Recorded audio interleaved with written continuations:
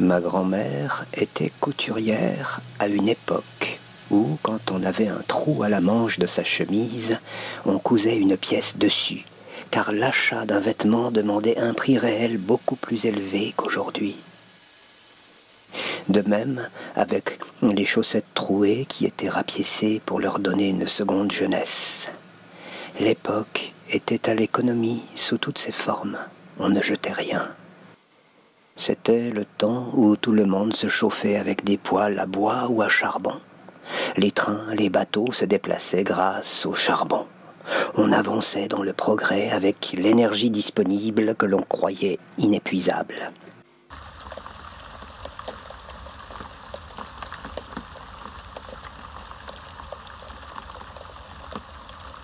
Le regard implique un égard pour ce qu'on regarde.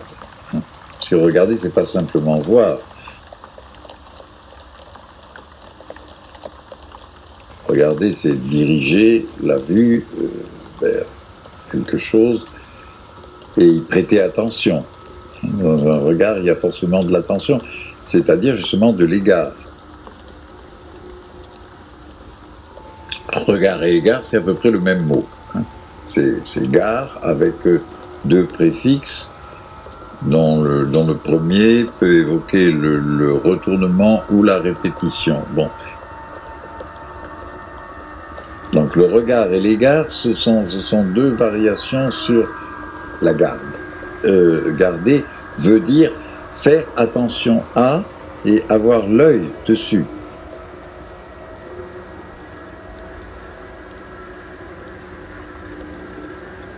Donc garder, c'est déjà regarder. C'est pour ça que regarder, c'est regarder. C'est garder deux fois.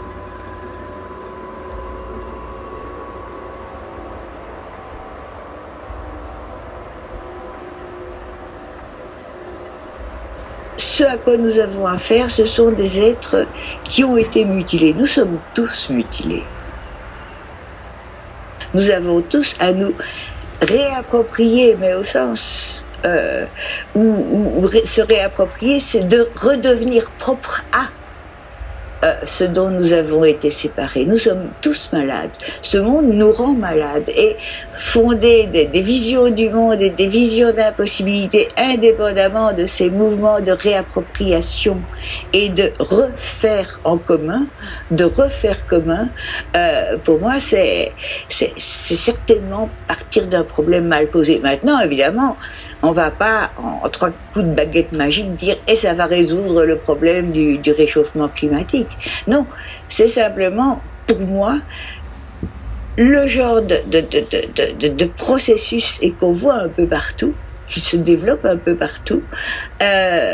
Bon, Notre-Dame-des-Landes est un des exemples, mais il y en a des beaucoup plus obscurs, évidemment, mais on voit un nouveau tissu de gens qui lient penser ce qu'ils font, faire des choses ensemble et faire de la politique, c'est-à-dire retrouver la force de poser leurs propres problèmes.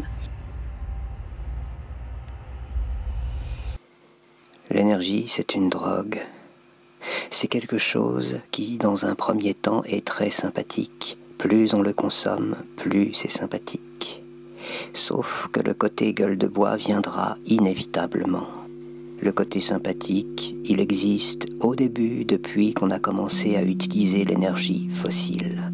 On a augmenté la taille de la population, on a augmenté l'espérance de vie de la population, on a augmenté le rayon d'action de chacun, on peut aller plus loin, plus vite pour moins cher, on a augmenté la quantité de nourriture accessible pour moins cher, on a augmenté notre pouvoir d'achat. Or, l'achat n'a jamais été un pouvoir.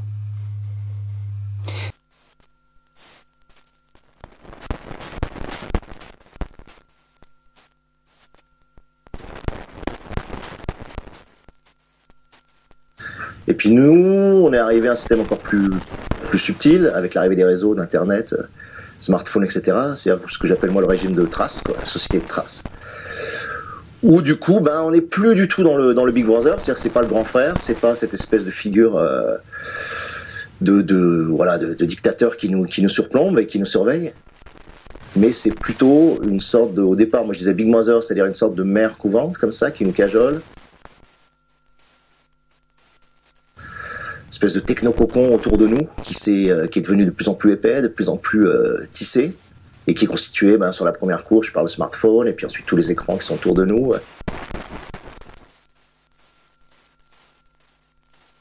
La situation nous prive de plus en plus de savoir, de manière très banale et objective. Hein. Les taxis qui ne savent plus lire les plans parce qu'ils passent par le GPS, nous qui sommes télécommandés de plus en plus par nos smartphones. Hein. Et personne n'échappe à ça. Moi le premier, je suis dans cette situation. On ne peut pas y échapper. Nous essayons de, comme disent souvent les gens de gauche, résister. Je déteste ce mot. Je déteste ce mot.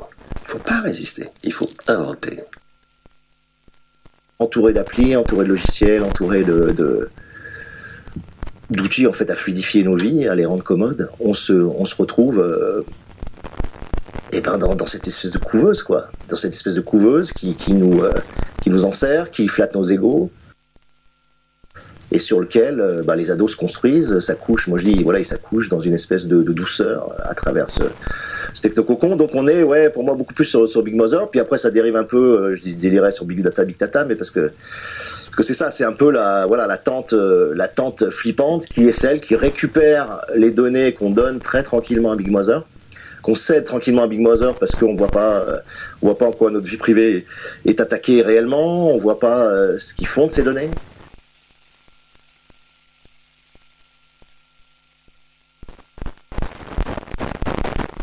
Mais ça touche tout le monde aujourd'hui. Si par exemple vous regardez l'automatisation avec les big data, ses effets aux États-Unis, ceux qui perdent le plus de travail en ce moment, ce sont ce qu'on appelle les lawyers, les juristes. Des milliers de juristes sont licenciés en ce moment, parce que les algorithmes travaillent, entre guillemets, travaillent plus vite qu'eux et mieux qu'eux.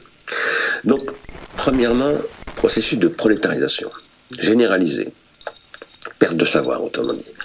Deuxièmement, calculabilité généralisée. Qu'est-ce que c'est que le capitalisme? C'est le calcul. Le capitalisme, c'est ce qui pose que tout est calculable. Ça, Marx l'a dit dès le début. Voilà. Et c'est ce qui pose que la calculabilité peut remplacer absolument toute activité humaine. Or, c'est faux. On est dans une société très liquide, chacun a sa petite particule, chacun se déplace comme ça de façon assez individualisée. Et plus tu es individualisé, plus tu as besoin de te protéger, plus tu es fragile, plus tu es vulnérable, et plus tu es vulnérable, plus tu vas utiliser des outils techniques pour te protéger, pour filtrer tes communautés, par exemple, pour dire je n'ai pas envie de me confronter avec des gens qui pensent Front National, donc je vais faire des bulles de filtre dans mes communautés, je vais faire mes fils Twitter qui me correspondent à moi, je vais regarder les sites qui m'intéressent moi, mais surtout je vais pas être dérangé par des images que je veux pas voir. C'est-à-dire que tu conjures tout un ensemble d'altérités de rapport avec le dehors pour rester dans une sphère qui va te rassurer. Et je pense en effet, j'ai toujours pensé, et je continue à penser que le World Wide Web est fait pour lutter contre la massification et la crétinisation de masse par les algorithmes, c'est-à-dire par la capacité à produire ce qui dépasse tout calcul. Vous savez, quand on dit une œuvre de Van Gogh est inestimable, ça dépasse l'entendement. Comment est-ce qu'il a? C'est le génie, ça dépasse l'entendement. Qu'est-ce que ça veut dire que ça dépasse l'entendement? Ça veut dire que ça dépasse le calcul. Il y a des choses qui ne sont pas calculables. Et la vie, par exemple, c'est pas quelque chose qui est calculable. Si vous essayez de comprendre comment la vie est émergée, c'était le problème de Schrödinger, qui essayait de comprendre comment la vie peut sortir de la physique. Eh bien, elle ne peut pas sortir de la physique, la vie. Il faut qu'il y ait un passage sur une autre échelle, et qui est une échelle justement de la biologie, qui est incalculable par la physique. Et c'est un passage, c'est un saut.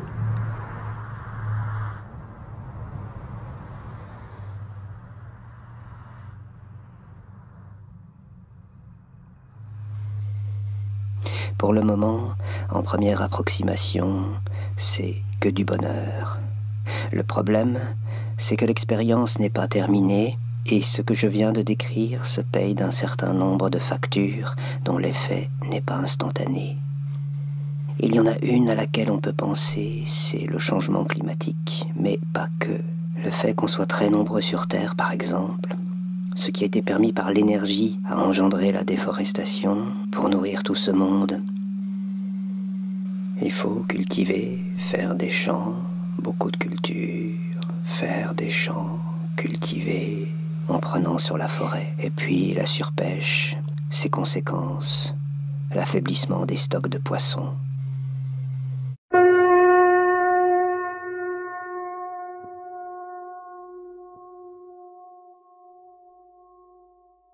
Alors on assiste à ça depuis 10 ans. C'est-à-dire depuis que les smartphones et les réseaux sociaux sont arrivés, ils sont arrivés pratiquement en même temps. Le premier iPhone, je crois que c'est 2006 ou 2007, et Facebook a été créé à peu près aussi en 2007-2008. Voilà. Ces réseaux sociaux ont créé une mutation très très profonde dans le World Wide Web. Le problème est que, à partir du début des années 2000, se sont mises en place des stratégies de transformation du World Wide Web en une machine de captation de data au service de ce qu'on appelle aujourd'hui les plateformes, développement, ce qu'on appelle la data economy, où tout a été soumis à des algorithmes de calculabilité qui nous transforment en marionnettes, en fait, parce que nous sommes pilotés par ces algorithmes. De plus en plus, nous n'en rendons pas forcément compte. Par exemple, prenez le cas d'un trader qui travaille à City. Ce trader qui a des liaisons, alors que nous n'avons pas à domicile, hein, c'est pas de la Wi-Fi, c'est de la liaison en fibre optique directement attachée à des serveurs. Ce trader travaille avec une machine qui va 4 millions de fois plus vite que lui. Parce que son système nerveux, il fonctionne à la vitesse de ses nerfs, et la vitesse de circulation de ses nerfs, eh bien c'est 60 mètres par seconde. Tandis que ces machines, elles fonctionnent à 200 millions de mètres par seconde. Donc c'est pas tout à fait 4 millions de fois plus vite, mais c'est 3 millions et quelques, voilà. Et qu'est-ce que ça veut dire? Ça veut dire que la machine vous prend de vitesse en permanence. Voilà. Et qu'est-ce qui vous prend de vitesse en permanence à travers la machine? C'est le calcul. Qu'est-ce que c'est que le calcul? C'est la fonction qui est mise en œuvre par l'entendement chez Emmanuel Kant. Mais Emmanuel Kant a toujours expliqué que l'entendement n'était pas autosuffisant. L'entendement peut fournir des données à l'appréciation de la raison. La raison, elle a des jugements synthétiques et pas simplement analytiques.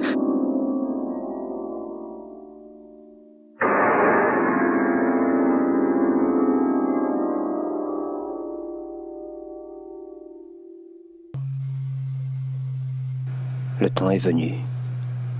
Pourtant, en 1970, Dennis Meadows nous avait alertés sur les changements climatiques. Maintenant, ces changements sont réels et nous en subissons les effets. Nous sommes dans une période de bouleversement. Il est temps de se demander comment vivre avec, pour continuer à vivre, pour espérer construire le monde de demain, continuer à se balader dans les champs et de ramasser des fossiles.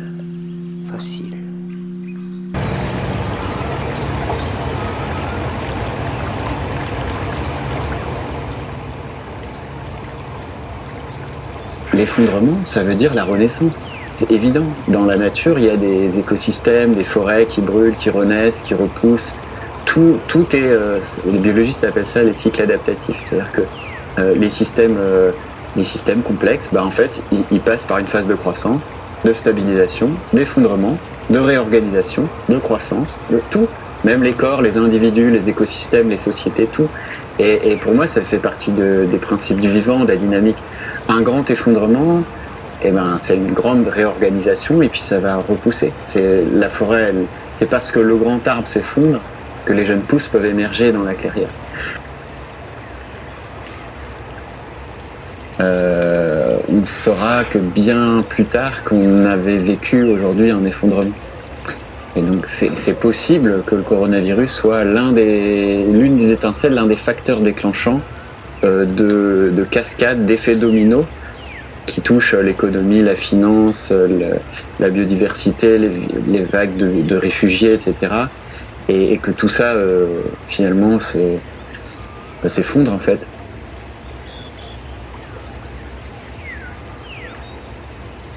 Le virus, il est intéressant parce qu'il prend une photo de la vulnérabilité de notre monde qui paraît extrêmement puissant mais qui est paradoxalement vulnérable. Et en fait, en interconnectant tout, globalement avec des chaînes hyper longues, des chaînes d'approvisionnement en flux tendu, sans stock, on a fragilisé en fait l'économie mondiale. Et une étincelle fait que tout le choc se répand très vite.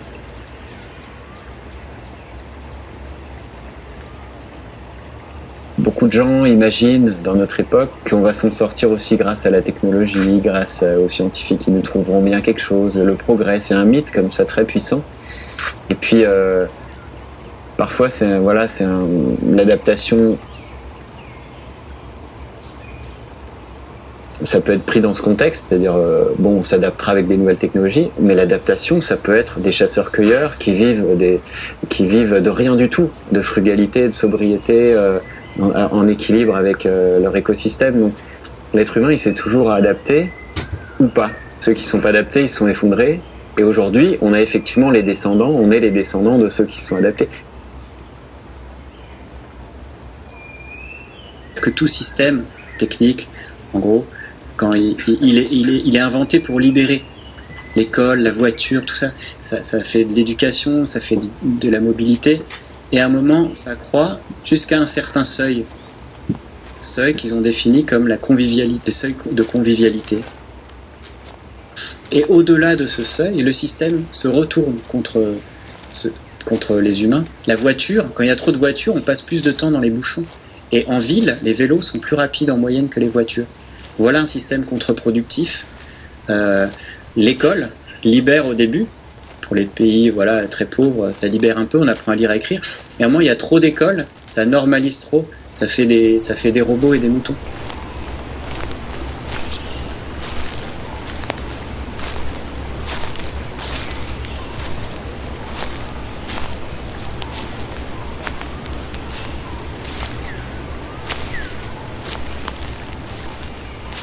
Donc la question du seuil et de l'échelle et de la taille, elle est fondamentale. Pour l'énergie, on applique ce principe. C'est quoi revenir à une taille conviviale, une taille humaine? Par exemple, Illich, il disait un truc génial.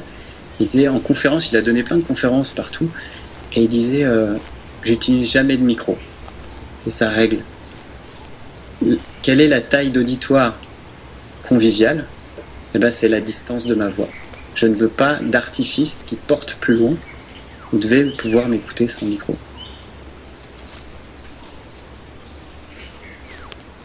Ça veut dire que on a tous, nous, Européens moyens, qui consommons beaucoup de pétrole indirectement pour nous nourrir, nous chauffer, nous déplacer, nous instruire, etc.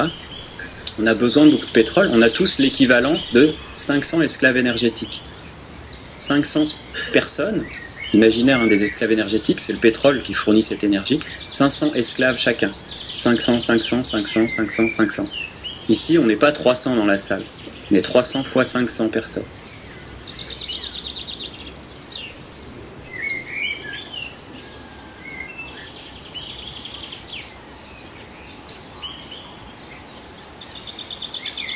Comment on fait pour vivre avec ça? Pour pas s'effondrer? Peut-être pour traverser la dépression, parce que la dépression, elle peut arriver et c'est ok. La colère, la tristesse, l'angoisse, c'est ok, tout ça c'est normal, ça fait de nous des êtres vivants. Peut-être des stades de deuil, on va traverser des montagnes russes d'émotions. L'idée c'est d'accueillir, la proposition c'est d'accueillir ces émotions parce que c'est normal et pas de les vivre tout seul, de les accueillir ensemble et d'accueillir aussi toutes les réactions, ceux qui se passionnent pour la question, ceux qui se disent à quoi bon, tout est foutu, allons finir notre vie au bistrot. Il y en a plein des comme ça. Mais c'est des stades en fait. Moi j'ai eu ma phase aquaboniste et j'en reviens des fois, j'en ai marre. À quoi bon tout ça?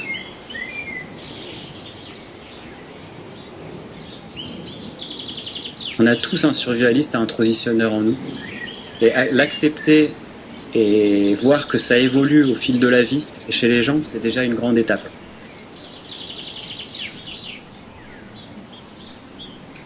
Et quand je dis qu'il va falloir revivre, c'est passer de la survie à la vie. La survie, c'est quelques mois.